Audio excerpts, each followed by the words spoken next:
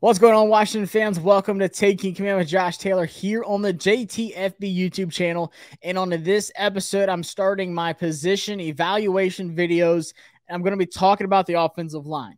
We are officially right at about 6 weeks away from the start of training camp, and I will be back in Virginia. I'll be in Ashburn for the first 3 days of training camp, that Thursday, Friday, Saturday, and I might be back for the end of August. For like the last two practices. Not 100% sure yet, but nonetheless, I'll be back. I'll be at training camp bringing y'all all the content that y'all want to see. So hit that subscribe button because I got a lot of big things cooking up. Like I said, I'll be doing these position evaluation videos, bringing in some people on just to kind of give some outside perspective, stuff like that, some other content creators here in Washington, and just get their thoughts on the position and players and so on. So really looking forward to doing this. And I wanted to start with one that I was super passionate about, and that's the offensive line. Now, of course, the offensive line was as bad as it gets. I think Washington was ranked 27th or 28th in the NFL last year with the offensive line. If you look back at all the games that just got so ugly so fast, like that first Eagles game, just how bad the offensive line was, I don't think it could really get much worse than what we saw throughout the season last year. Of course, we go out, we sign Nick Gates, we sign Andrew Wylie, Eric Bieniemy's guy. We draft two guys, and we kind of sign some other guys, bring them on. So I'm going to start going through the line, and I'm going to tell you kind of what I'm expecting, what I'm predicting, and then also what I really hope happens.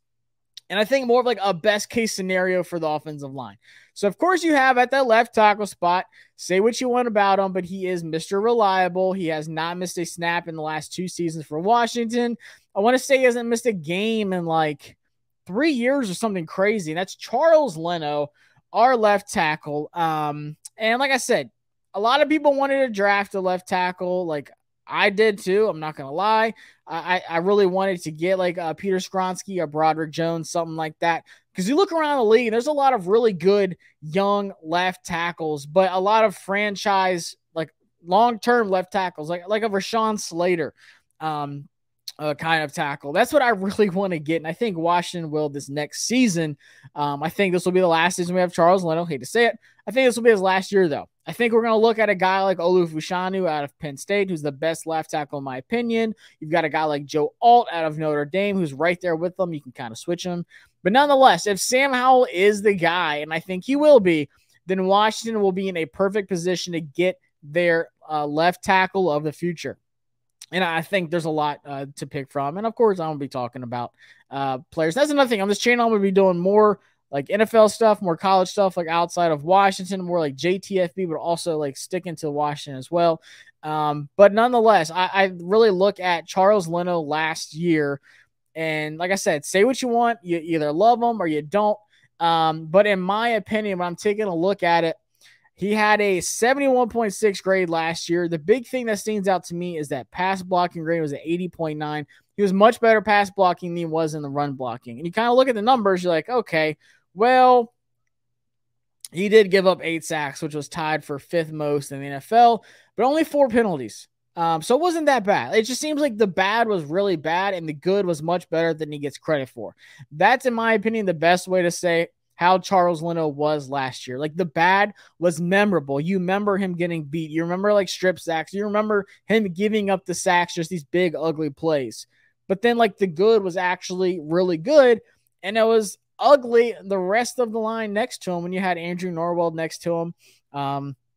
Who's looking, he's going to be gone as soon as he gets healthy. Like that's already been announced. And then, of course, Chase Roullier, he's gone at the center spot. Right guard spot with Trae Turner was bad. Right tackle was just like a revolving door. It's just been such a problem for so long for Washington.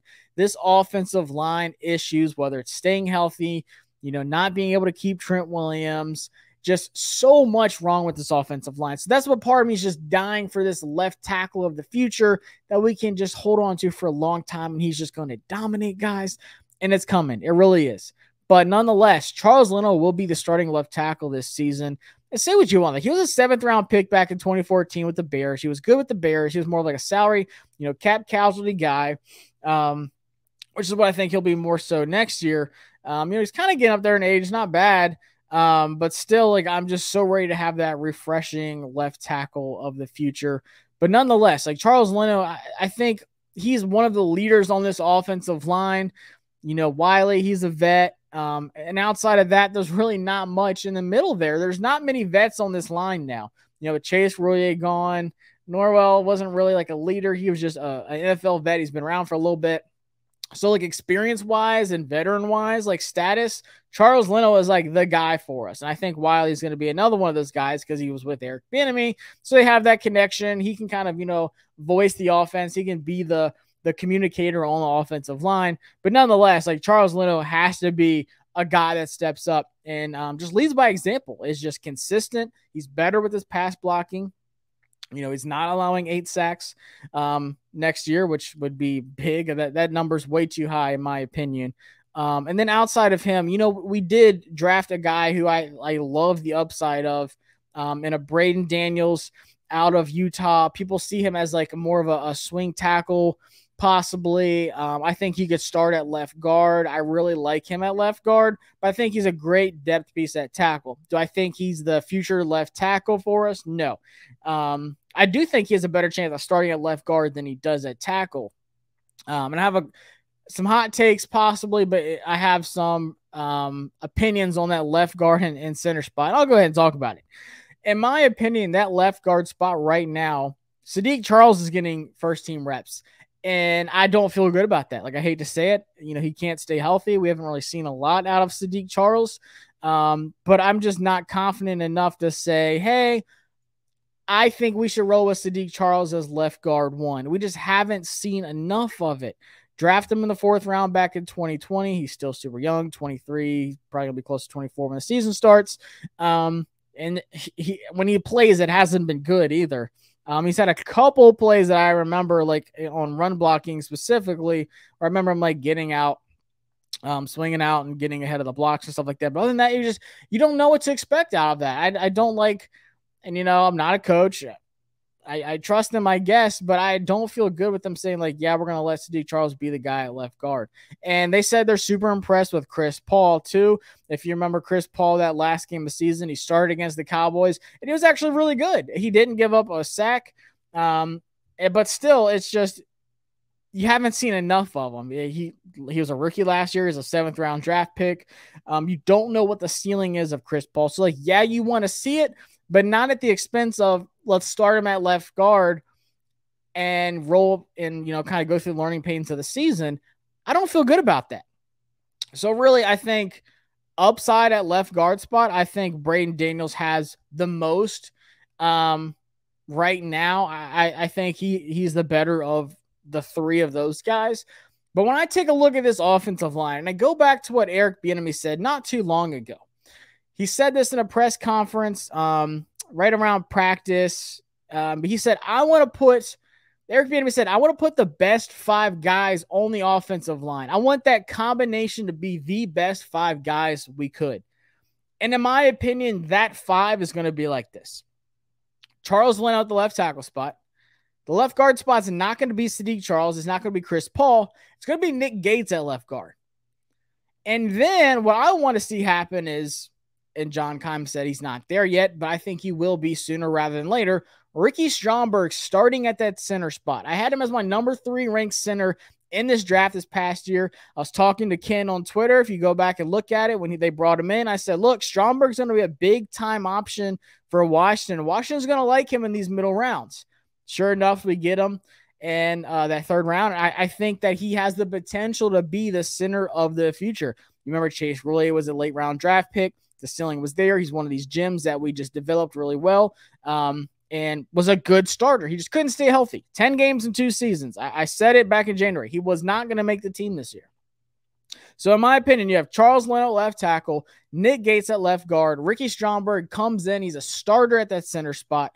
And then if Sam Cosmi can, you know, kind of just come over in that right guard spot, bring that athleticism. You know, he was one of the highest rated athletic tackles in the draft all time. The relative athletic score, he was number 1 all time. So it wasn't an athletic thing. It was a technical thing. It was an arm length thing for Sam Cosmi at that right tackle spot. You know, these pass rushers just getting outside of him not being able to really anchor in and set that edge the way he's supposed to. I want to see Sam Cosmi come over to that right guard spot and really solidify himself and say, like, look, this is why you drafted me in the second round. And then you have Wylie, who, you know, he hasn't been perfect. He hasn't been great. I'll even say that. He hasn't been great his career. Played right guard, played right tackle. I think he's best suited at that right tackle spot right now, and I think that's where he's going to play. That's where he's been starting so far in OTAs and minicamp. And Eric Bieniemy knows him. And I really think that second half of the season last year for Wylie was the best football he's played at that right tackle spot. You look at the postseason, the playoffs, especially the Super Bowl, and I get it, that field was awful. Say what you want about the field, but Andrew Wylie was holding it down at that right tackle spot in the Super Bowl, and he did it throughout the entire playoffs. So in my honest opinion, Eric Bieniemy said he wants the best 5 guys in the offensive line. I think that's what it looks like. It's not Sadiq Charles. It's not Chris Paul at that left guard spot. It is getting Nick Gates over there to left guard spot where he played plenty of with the Giants, but it's getting Ricky Stromberg ready to be that center spot. And I think he's good enough to translate to a starter at the next level. I really do feel like it. That's my take on the offensive line for best possible combination. What do I think that's going to happen? I don't know, because the way Ron and Eric Bieniemy are talking, they really like what they have at that left guard spot with Sadiq Charles, and they said they're going to give Chris Paul the opportunity with some first-team reps. So for me, that's the big thing I'm looking for in training camp is the left guard spot. Left guard and center. Like, part of me wants the left guard spot to be so bad that they just have to put Nick Gates there. And they say, look, Stromberg, we want you to just learn at that center spot. And it's not like we haven't had problems at center position anyways, rotating guys like Tyler Larson in. God, who did we sign? There's another Nick. I forgot. He has a brother who's offensive lineman. Signed him late, and he's like starting in the last few games of the season. Like, that center spot has just not been good when Chase Roullier has been hurt. Tyler Larson was serviceable. He wasn't bad. Played really well at times, but just not what you want long-term throughout the season. So your center spot, you do have Tyler Larson back. Like I said, you have Ricky Stromberg there. Nick Gates is getting the first-team reps right now. So maybe that's what Washington does. Maybe they put him at that center spot. He played really well there for the Giants. We'll see. Then you got the right guard spot, which was just awful for Trae Turner last year. Super hard to watch. Both guard spots last year were as bad as it gets. I think Washington had the worst guard play in the NFL last season with Norwell and Trae Turner, and there's a reason why both are not going to be on this team next season starting. So I think Cosmi, like, this is his chance where he has to come in and he has to just really take that opportunity over and become that right guard of the future. We took you in the second round. You know, the right tackle spot might not work out for you, but I think that right guard spot, like I said, the athleticism is going to carry over. The footwork is going to be great. He's not going to have to worry about setting the edge like he did at that right tackle spot. And I think we see better play out of Sam Cosmi. I really do think so. I think he's going to be best at that right guard spot. And then you look at right tackle. Once again, I'm kind of hesitant bringing up these numbers because they aren't that good. When you're talking about Wylie, and I hate doing it, but I'm going to do it because I talk about everything. So let's pull up Andrew Wylie. And like I said, this was Eric Bieniemy's guy. He knew what he was getting. Like I said, was he perfect? No. But that second half of the season for Wylie was much better than the first half. Look at 9 sacks allowed last year alone, tied for third most in the NFL. 8 penalties, tied for 21st. Like, that's things he has to clean up on. If he can come over and just kind of pick up where he left off, and he played over 1,000 snaps last year, 1,093, 12th most in the NFL last season. If he can carry over how he ended the season, then I feel really good about Andrew Wylie. But if he carries over what he did, you know, before that and how bad that was, all the sacks that he let up, all the penalties he got, then it's going to be rough, you know. And the contract we signed him to didn't just scream, oh, we signed a premier tackle. For me, it's a big upgrade, and I think that the potential to have a good right tackle play is there for Wylie. Like, I'm not saying, oh, this guy's going to stink. I'm just saying, like, there is some risk to Andrew Wylie being the starting right tackle. Don't expect him to just come in and be like one of the top tier right tackles in the NFL. I think there's going to be some growing pains. I think there's going to be some mistakes. You know, I'm not expecting perfect play out of anybody. But I do think it was a good signing. I think the contract we gave him was very reasonable. Once again, it didn't scream, hey, this is a premier tackle, guys. Like, this was a big time signing. I think it was a good signing for Washington. I think a lot's going to really be depending on him. Like I said, he's that communicator for Eric Bieniemy's offense. He's been with them. He comes over with them from Kansas City. He knows what to expect out of these guys.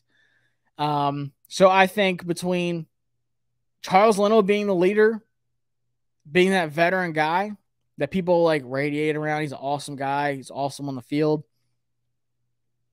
Then you got Wylie, who just knows the offense. Your two tackle spots play a crucial role this season, helping out those young guys in the inside. And Nick Gates isn't too young, but still, he's, you know, new to the team. He's bringing everything over. He was with the Giants for a while. In my opinion, like the offensive line has to be better than it was last year. And I think it will be. Am I still concerned about it? Yes. But that's why I really want Stromberg to come on, so there's not any kind of big time holes on this offensive line. I think that's the best 5 possible. Do I think it'll happen? Maybe it'll take a couple weeks. Maybe it'll take middle of the season. But then at that point, do you really take someone out unless it's just really bad, unless someone gets hurt? There's just a lot of question marks there. But let me know what y'all think. Are you worried about the offensive line, or do you feel good about it? Do you think, you know, getting Gates and Wylie was enough to really fix this offensive line compared to what we saw last year? Are you expecting Charles Leno to look better? Do you think Sam Cosmi is going to come in at that right guard spot and just be phenomenal? Let me know what y'all think. Do I have concerns? Yes. Do I feel better than I did last year? Yes. I think you can say both. Best case scenario, Wylie balls out. Charles Leno cleans up his technique and setting the edge and allowing all those sacks. And like I said, my best case scenario, Stromberg's a starting center by week 1, and Nick Gates is starting at left guard. And Sam Howell has protection, and our running game looks good. So I appreciate y'all checking out this video. That's what I think about the offensive line. Let me know if you think I'm wrong, what you disagree with, what you agree with. Might be jumping over to the defense for the next video, looking at maybe linebacker. Everyone wants to talk about linebackers, and I've heard a lot about the linebackers in training camp. OTAs and mini camp so far. So let me know what y'all think. If you like this video, hit that like button. Like I said, subscribe. We got a lot of big things coming up. I'll be at training camp. I cannot wait. I'm going to fill up these next 6 weeks for y'all with a lot of content. Y'all can expect like 2 or 3 videos a week with the season expectation videos I'm going to be doing for every player. Like I said, guys, appreciate y'all tuning in on Taking Command with Josh Taylor here on the JTFB channel. Peace.